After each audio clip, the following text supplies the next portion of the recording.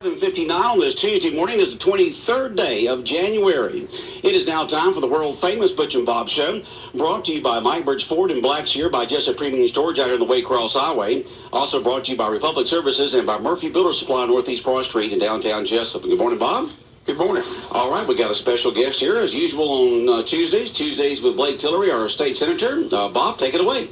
Okay, I always say good to have State Senator Blake Tillery with us on Tuesdays. And Blake, last time we talked to you, the snow was falling, but the weather's gotten better in Atlanta. But bring us up to date where we stand with the legislature, what's taking place in Atlanta. Well, it's gotten a little bit warmer, you're right. I think it's up to about 45 degrees up here today, so the ice has melted and things are grinding away. There's nothing really glamorous, but a whole lot of work. As I tried to tell you last week, it's started off pretty busy. Committee work. I talked with Chad Nemmer for a while last night. He echoed the same. It's just grinding. Nothing glamorous, nothing big that gets the headlines, but a lot of different work. And some of it tends to do with things that we're facing from different angles and trying to prepare for that. As you know, we were facing a government shutdown through last night. We have state agencies that are sometimes supplied by federal monies. The state budget's roughly $50 million, of that about $26 million state money, and the other 24-ish is federal. So trying to figure out, where do you plug those holes? What were we going to do in that situation? Well, now that crisis has been somewhat averted for at least 3 weeks. So now we'll go back to looking at the things we were before. A lot of times it's putting out the fire on one side in time to run to the next one. Let me tell you what happened in the Senate last week. As we talked on Tuesday, we were getting ready. I knew the adoption bill was going to come up. Voted the adoption bill out, sent it back over to the House. That's an extremely important bill for a couple of reasons. One, I think we're actually called, the Bible's pretty clear, we're supposed to visit the widow and the orphan. This is one bill that's directly on point with that. We have roughly 14,000 kids in foster home, almost 15,000, as we talked about before. That's an extremely important bill to put those folks with permanent families. A little bit of investment on this end, I think, saves us a lot on the other end of corrections and other things where we may end up spending that later. We began the budget. I told you last week, only two categories saw a percentage increase. That's going to be Medicaid, healthcare, and education. So we're now spending roughly 76 cents of every dollar in just those two areas. So those are the big things. Today we have a bill on garnishment that's going to be debated in the Senate. And as the snow has melted and ice has kind of come on, we're starting to see more advocacy groups getting involved. I'm getting more emails that come from the district. Some of them are personal, and I appreciate those. I don't mind responding. Some of them are form-based. And when you get those emails from your groups that you're involved with, feel free to send me the emails there. That doesn't bother me at all, but I ask you, please keep your eye on that bill, because that bill will change many times before something final is passed. So call our office and we can update you on what's going on, and you can also follow the legislation and read it yourself at legis.ga.gov. Once again, if you're just joining us, Tuesdays with Tillery, State Senator Blake Tillery on the phone. We had a story today on the local news. Blake, legislature talking about House Bill 673, which is being discussed. If passed, would head to the governor's desk. The bill would ban all handheld operation of a phone while driving. Those that would be caught doing so would pay a hefty fine. And Georgia currently has the anti-texting law. But again, we've talked with Luther Hires from the governor's office of public safety several times last year. I'm sure we'll have them on this year, but I know the statistics continue to increase several years in the state of Georgia. Fatalities are up, crashes are up. So this law would ban cell phone use altogether in the state of Georgia. Your thoughts on that? Where do you see that going? Yeah, it's in the House right now. John Carson from Marietta, I believe, introduced that bill. Waiting to see when it comes over to the Senate. I think that anything we can do to protect people is part of our mission, and look forward to seeing how the House works that out. Think there'll be any backlash on that? You know, people love their phones in their cars. They may, but I think that driving with your phone is been equated to being as dangerous as drunk driving. So I think there will be some exceptions for things like navigation, and I think Representative Carson's already written those into his bill. The navigation companies want to make sure that you can still use their navigations if you're in your vehicle. They still would be able to answer calls, is my understanding on the bill as it's proposed. However, you'd have to be hands-free when speaking. Reading about it, I was shocked. Georgia banned texting while driving 8 years ago, but the accidents have actually increased instead of decreasing. Again, last year, more than 1,500 people lost their lives on Georgia roads, and they state that 10% of those can be attributed directly to distracted driving. So again, wow. Hard to believe it's been 8 years since you can't text and drive, but unfortunately, statistics and accidents continue to rise in the state of Georgia. I see where South Carolina is trying to do the same thing. They're trying to push it as well. So interesting to see where that debate goes and if they get passed. And if they got to the governor's desk, you think the governor would pass it? I haven't spoken with him about that. Honestly, the only thing I've spoken with the governor's office about this year is that adoption and e-filing. So, but I don't see why they have a problem with that. Can't predict what the governor's going to do. I thought he'd sign religious liberty, but you see how that worked from years before even I was in the legislature. I do think though that Georgia roads, we're putting more and more people on there. We're now the 8th most populous state in the union. We haven't added any more interstates. We're getting more and more congested as we were talking before we went on the air. I left my home at 6:45 this morning for a short little 13 mileage drive to the Capitol and didn't make it there by 8. So that's kind of, we're putting a lot of people in a very limited infrastructured area. Well, as everybody knows, it's an election year. A lot of people running for statewide offices. I mean, that was discussed at the Dixon Issues, how this is going to be an interesting session. A lot of people didn't think much would get done due to the fact that it being an election year. Have you seen any of that? You see people politicking in the hallways. A lot of people up there seeking those public offices statewide. Yeah, there's definitely a lot more folks involved in speaking engagements than normal. But the work's still getting done. The budget's still being debated. Jack Hill from Reedsville is still combing over every page of it and allowing me to be involved for the first time in the Senate in that process. I don't see any slowdown. I think there, if anything, is a more of a crunch to really work things fast and make sure you're staying on task. Anything that you can tell us that's affecting our area, in the district here, anything we need to be aware of what's taking place that would definitely directly affect our area? Nothing that's directly to Wayne County, but everything that is still touching it, including the budget, including things that we've talked about many times on here before. The biggest one will always be the budget. You're also going to have a couple of bills. I was talking to some of your folks who were up here just yesterday concerning internet sales and how that might be a leveling of the playing field to brick and mortar buildings. Also, we will have the Leadership Wayne Group. They're going to be up here tomorrow. Look forward to walking them through the budgets, what I'm going to present them with. Again, it's the biggest thing we do. It's the only thing we're required to do. And it touches every area, every facet of life, local government and state government. So those are the things that I see coming up this week, and I think the grinding will continue until we talk again next Tuesday. Okay, Blake, always a good chance to catch up with you. Appreciate you calling in on every Tuesdays and Tuesdays with Tillery. State Senator Blake Tillery again. Stay safe in Atlanta. Thanks, buddy. Thanks for letting me do this, and I look forward to talking to y'all next week. Good luck with that traffic there, Blake. Big Dog Country Radio, WIFO 105.5 FM in Jessup. State Senator Blake Tillery stuck in traffic in Atlanta trying to get to the Capitol. Been on the road since 6:45 this morning, just about 15-minute drives usually.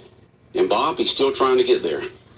An hour and 20 minutes later, that's why I love South Georgia. He's still, what usually is a 15-minute drive, is now taking him an hour and 20 minutes, and he's still not at the Capitol. Say all the time they can have Atlanta. Yeah, they can have Atlanta. All right. 105.5 FM in Jessup, Big Dog Country Radio, WIFO. And coming up next, we got more guests coming here on the world-famous Butch and Bob Show. They're sitting out in the green room. We'll have them on in a minute. Jessup Premium Storage, 1455 South 1st Street is Jessup's best place to store your valuables. Whether it's furniture between moves or just a place for the overload, call Jessup Premium Storage at 530-8003. That's 530-8003. Jessup Premium Storage units are indoors, climate controlled, and they have 24-hour surveillance and on-site management. You have 24-hour, 7-day-a-week access to your unit. Sizes range from 5x5 to 10x25. They also have outside covered and uncovered spaces available for vehicles, boats, trailers, and RVs. Jessup Premium Storage on the Waycross Highway in Jessup. An exceptional car buying experience is closer than you think. Mike Birch Ford in Blackshear has the best prices, service, and selection. Why go anywhere else? At Mike Birch, you don't have to haggle, and you'll get top dollar for your trade. Our finance team's ready to help, even when others can't. No matter where you are, buying a new car has never been easier than at Mike Birch Ford in Blackshear and at MikeBirchFord.com. Right on the corner, right on the price. Stop the surge. Call Mike Birch. All right, 10 minutes after 8 o'clock, Big Dog Country Radio, WIFO, 105.5 FM in Jessup. World famous Butch and Bob show, Tuesday morning, 23rd day of January. And Bob, we got more guests in this morning. We got folks in from the chamber, right? Molly, good morning. That's right. Good morning, Butch and Bob. How are y'all? We're doing fine. So what's going on with the chamber? Well, we have a Young Professionals Network Trivia Night coming up this week on Thursday. And I have Kaylee Rogers here with me from Leah Jones PC. And she's going to tell you a little bit more about it. All right. Good morning. Good morning. And welcome to the show. What's going on? Thank you. We're hosting a trivia night at Alex Bar and Grill on Thursday. Starts at 6 to 8. We'll do 4-person teams, 5 rounds of trivia. We're hoping to do sports, general knowledge, some questions about Wayne County, entertainment, and a few more. It'll be $5 per person, and the winning team will receive a cash prize. Okay, and who's this for and who's hosting it? The Young Professionals Network for the Chamber. Okay, and it's hosting it. And how did y'all come up with a trivia contest to bring the young professionals in? Well, we've done different events in the past. The Young Professionals Network has been around for a while, and they've done different things. And so we've got a committee that's been working on the events for this year. And this was just an idea that we wanted to try out. We're also going to be hosting a softball tournament in April. So, okay, who are the young professionals, and how does a person become a member of that? Well, it's open to anybody, and you don't actually have to be a chamber member to participate in these events. But the age group is 21 to 40-ish, 45. But we'll take anybody. If there's somebody that wants to come play trivia and don't fall in the age group, they're still welcome to come. But the idea behind Young Professionals is to give those young working people an outlet, things to do in the community, and get involved and network with other people, like-minded people. All right. And what will a young professional expect when they walk into Alex's for this trivia contest? What will happen from the moment they walk in? Well, it'll begin at 6, and we'll have a registration period if we have walk-ins or whatnot. We prefer that people do pre-register, but if you want to come the night of, and that will take them to. But then from 6 to about 6:20, 6:30, we'll have the registration. We'll have let people mingle, and then trivia will probably begin about 6:30. Okay, and once again, the date on this? This Thursday. This Thursday. 6 o'clock. At Alex's on Walnut Street. That's right. Okay, Bob, questions? Yeah, do they have to have the teams already formed, or you don't put people on teams? If they would like to form a team, then a 4-man team, that's fine. If not, if we have people there that have not formed teams, we'll put them together too. Okay. So, all right. And I do want to recognize our title sponsor for the Young Professionals program this year is EAM Corporation. So we want to thank them and Alex for helping us put this on. Well, we wish y'all the best with this. And we actually wanted to do a couple of trivia teasers and give away a couple of gift cards, if we could do that. Okay, how do you want to do that? Could we ask a question on the air and have somebody text in? Sure. Mm-hmm. All right. You want to do the first one, Kaylee? Okay. You ready? Go ahead. How many Supreme Court justices are there? All right. The first person to text in the correct amount of Supreme Court justices will win what? We'll win a $10 Cafe Euro gift card. A $10 Cafe Euro. Okay, so a person just text in 16. No. No. And when you text in, please put your name on there, okay? Because we want to know who it is, 16. That'd be a big building. That'd be a big, yeah. Not quite that many. So if you know how many Supreme Court justices there are sitting on the court. This could be interesting. All right, 12. No. All right. Well, I guess if people could guess it, Bob told her no. Sorry, All Bob, right, you can't come on, participate. keep on, folks. It's not quite that many. 9. That's correct. That's correct. Okay.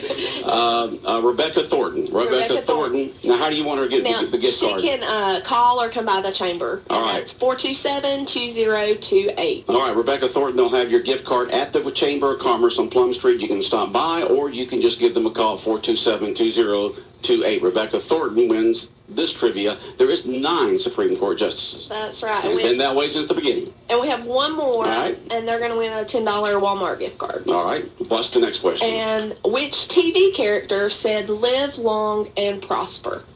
Which TV character said live long and prosper? All right, if you're the first person with the correct answer on that, text it in at 912-427-3711. Text it in here at the radio station, 912-427-3711. Spock. Freddie Coley sent that in. That is right. That's right. All us Trekkies know that. Spock. Freddie Coley. Congratulations, Freddie. Freddie, go by the Chamber of Commerce on Plum Street or give them a call at 427-2028 to claim your gift card from Walmart. From Walmart. All right. Yep. See, that's kind of trivia questions folks are going to have in the Young Professionals Trivia Contest this Thursday night, 6 p.m. at Alex's Sports Bar and Grill. All right. That's right. Thank you for having us. All right. Thanks for coming in. All right, WIFO 105.5 FM in Jessup, 16 minutes after 8 o'clock. We'll be back more of the world-famous Butch and Bob show in a minute. Since 1946, Murphy's Builder Supply has been serving the folks of Jessup, Wayne, and surrounding counties with quality products and knowledgeable service.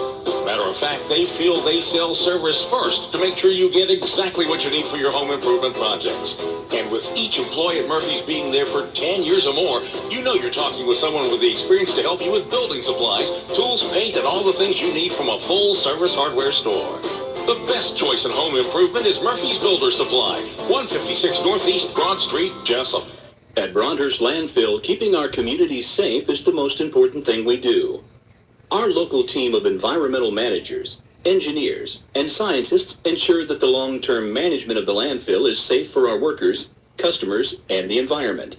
To learn more, visit our website at www.broadhurstlandfill.com. Or you can go to the website, click Visit Us, and sign up for a tour to see firsthand how we operate. We hope to see you soon. All right, 17 minutes after 8 o'clock, Big Dog Country Radio, WIFO 105.5 FM in Jessup. And just had to respond to the text message there. All right, 17 minutes after 8 o'clock. How you doing today, Bob? Doing fine. Doing fine. Sad to hear the passing of Alvin Lee Park. Got that yesterday afternoon after battling an illness. But again, Howard and Joe's Funeral Home will be in charge of the arrangements, and again, should get that obit either today or tomorrow. But the funeral set for Saturday at 11 a.m. in St. Paul's Episcopal Church, and the visitation will take place Friday at the funeral home.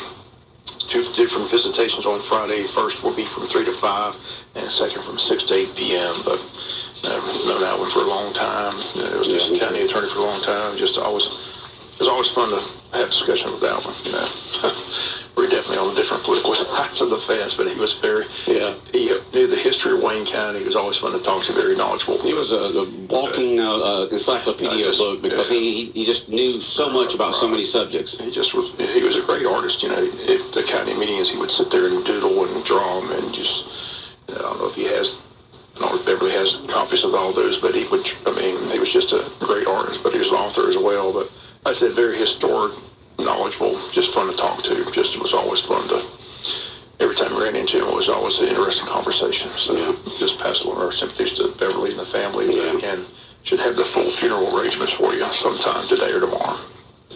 That is sad news. Alvin has been such a fixture here in the Wayne County area for a long time. His family, the bridge there at Rainier going across the Omaha named after his dad, as they've been attorneys, landowners, entrepreneurs here in Wayne County for a long, long time.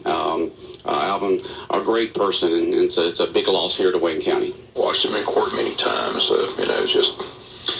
He's been in the legal system over 50 years, so just a fixture of Wayne County. So I got that information yesterday afternoon that he passed. So again, just sad to hear. Like I said, just thoughts and prayers go out to his wife and family. That is sad news right there. I know that Some people agreed with him politically, some didn't, but you always liked the man. You know, he was always a great guy, good attorney, generous host, just a super guy. Yeah, like I said, you can always disagree without being disagreeable. You know, it was just always fun to battle and talk. And I said, we had him on the show several times. We had him before they went to the inauguration for President Obama and things like that. So it just, you know, like I say, he's just been a fixture in Wayne County for so many years. That is the last time that we've had him on the Butch and Bob show. Was him and Beverly were getting ready to go up to the second inauguration of President Obama, and talking about their experiences and so forth. And I know they had a great time being delegates here from the state of Georgia. And but that's a huge loss for Jessup and Wayne County, the passing of Alvin Leapart. And our thoughts and prayers go out to Beverly and all the family and friends. Okay, 105.5 FM in Jessup, Big Dog Country Radio, 20 minutes after 8 o'clock, world famous Butch and Bob show. You know, they asked the question who always said live long and prosper, and of course it was Spock. Somebody sit in Adam Sandler. I was afraid someone was going to say Homer Simpson, but... Oh, boy, but that's on Adam Sandler, you know, an actor. But it was Spock, the character Spock, live long and prosper, on Star Trek, you know, well, ever since the TV show in the 60s. Yeah, it's good to see young professionals doing it. You know, something different, trivia night. You know, a lot of people like trivia. A lot of people play the game, board game, Trivial Pursuit. You ever play Trivial Pursuit? Oh, yeah. That was always a family gathering to play that. So yeah. It's good for the family to get together and play board games ever so often. That's always a good thing. And gathers the family around the table. And, you know, you put the electronics away and you bring out the paper and the cardboard and all that kind of stuff and play a board game. The only thing I was good at was sports. The only thing trivia you were good at was sports, huh? Sometimes entertainment, but if it was... Do your sports, but everything else you're kind of great on, huh? That wasn't my favorite board game. I was like, can we play Monopoly? Yeah. You can play Monopoly. That takes a long time. But, man, I can be cutthroat, too, in Monopoly. I played, last time I babysat my grandsons, we played Kids Monopoly, which, of course, is a lot shorter version and, you know, a lot less places and money and that kind of stuff. My middle grandson Mason beat the turkey out of the rest of us. Man, he just wiped us. He wiped us out. I mean, Mason just wiped us out. He was enjoying it too. It's terrible to get beat by a 6-year-old in Monopoly. It was Kids Monopoly, so. And I wasn't trying to let him win either. he just won. Or you can play games like just total games of chance, like Yahtzee. I mean, that's total chance. There's no really skill involved in there, but that's still fun to play. You know, it's good to play those board games with the family. Used to do that quite a bit a long time ago. Hadn't done it in eons, but I know my youngest son, Chad, who lives over in Brunswick and works over here, but he lives over in Brunswick, him and his cousins get together on a regular basis and over in Brunswick in that area and play board games. So they keep the tradition going. And you said the school board is meeting today, is that correct? Yeah. The Wayne County School Board. I know where we're going with this track project. You know, still a lot of discussion about the track project. A lot of people just think that it doesn't need to go where they want to put it, so there's just a lot of discussion. That's where it should be, right there at the high school. Don't think you'd be around the doggone football field. That, you know, you got too many people walking on it and driving on it and doing all these other things out there. Where it's at, you know, they've talked about it for years, and the consensus was right there at the high school. There's a lot of people that are involved in athletics, track coach, athletic director, don't think it needs to go there. So, what do they think it needs to go around the football field? I think they need to wait a while and just, you know, go in there and just do it where it's at. But, where it's at. Right. Just, you know, knock out some of the bleachers and redo the bleachers and do everything. You know, why? That's just where they... Why take it away from the high school where you got all the facilities over there? I mean, the only reason why the football field is there is because the football field is there. It'd be too expensive to build another one. But if they used to be building a new track, why not put it where the students are and where the showers are and where the field, where all that is. I just like the athletic director and the track coach to weigh in. Yeah, I'd like to, why would they want it not there? They know a lot more about it. Yeah, maybe they can enlighten me on why they'd rather have it over there where you'd have to bus over there to it, whereas here you just have to walk across. I'm trying to understand that. You put the tennis courts there, you put the cross-country track there. I think the wetlands issue is the issue. it could be a wetlands issue. Don't need it, so I'm just... But it's already a practice field, so it's already been developed. You just have to build it up higher. Now, if it has to do with will it be sturdy and steady over a period of time, that's a whole different ball game there. Is it taken away from practice field? You don't want to take away from practice field. Do you need all that practice field? That's another question right there. I don't, I'd like to know the reasons. Did they ever say why they'd rather have it there at the football field than where it is going to supposedly go? That's just where they prefer for it to be. But, there's just that. There's what? There's a why. If you're going to spend that much money, they think they can go in there and just do it right, back where it was. And you got the bleachers and everything else there. They're just the people in the athletic department don't think it should be going there. The people in the athletic department thinks it needs to be at the football field. Right. Okay. Go in and improve the stadium, wait for the East Bluffs to pass, use the money there, sit back, and if you're going to do it right. I thought we were doing it right. I'm not. I'm just telling you what I'm here. Yeah, but did you ask them why? They need to weigh in. Why would you rather have it at the football field than the practice field? I don't think you should go where they're proposing to go. And we know the what, Bob, but what's the why? Ask the guy, say, why should it be here? Okay, here's the reasons, Bob or Butch or whatever. Bam, bam, bam, bam. Enlighten us, inform us. I hadn't heard from, I'm just hearing grumblings that they don't like where it's being proposed to go. Well, at least at the stadium, you've already got the lights there. You don't have to worry about, spending money on lights in the future. Just my concern is the fact that I know that if you put down a track that's got a track surface to it, okay, a track surface, not the old asphalt that's been, that's basically a road. It's just, a road around there, which is not good on the joints and the knees and the ankles and the hips and all that kind of stuff like that when you're training on it, practicing on it, running on a regular basis. If you put a track surface down there, that track surface does not have the durability of asphalt does. And what will be the condition of that surface over a period of time when you've got thousands of people walking over a course of a year, from football games to middle school games to community events to graduation to all those other events that are put on there at the JC Stadium. Will that track surface, not what's below it, whether it's going to be concrete or asphalt, but what the track surface itself, will it hold up to folks walking on it all the time and over it? And you definitely can't drive on it.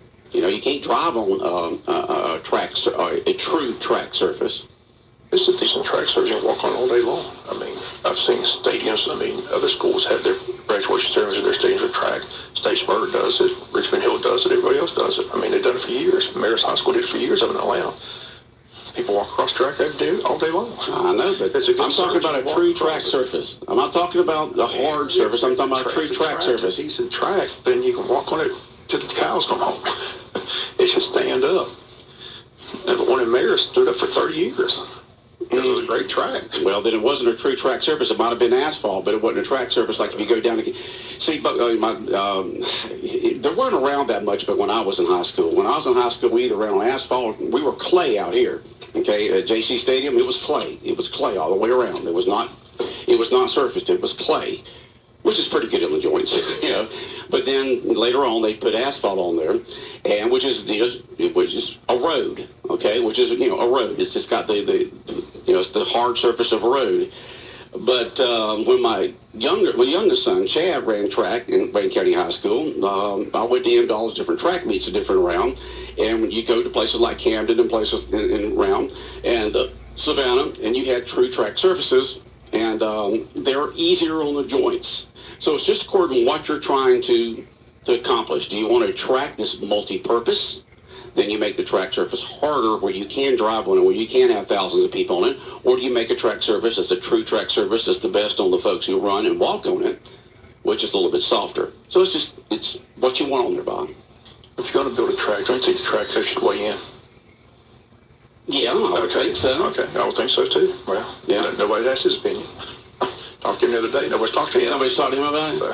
So, he's a track coach. I don't know about that. I'd really like to have the powers to be on here to explain it. About today at the meeting. Yeah, explain it to me. It should be an interesting meeting today. I'm just telling you, there's thought. People in the know in the athletic department, track coaches think that we need to sit back, wait, and if we're going to build it, let's build it right, and they want to build it at where it's currently at. Okay, but just put a more durable surface on there than a true what they consider today's track surface, just a durable surface. Whether that's what happens, we'll find out today. But I'm just telling you what I'm hearing from the people in the athletic department. I really wish we could have had them on here to explain to me and say, hey, can you hear? Well, Butch, we would like to have it here at the stadium because we already have lights here. We have a stadium here. People can sit up in the stands. It's already set. They got gates to come in and out. It's easy for people to get to. They don't have to walk all the way across the practice field to be able to get to the track. And we'll put a surface on there that that will last for years and years and years, but it'll still be good for people's knees and ankles and hips and all that kind of stuff as they train on it and run on it.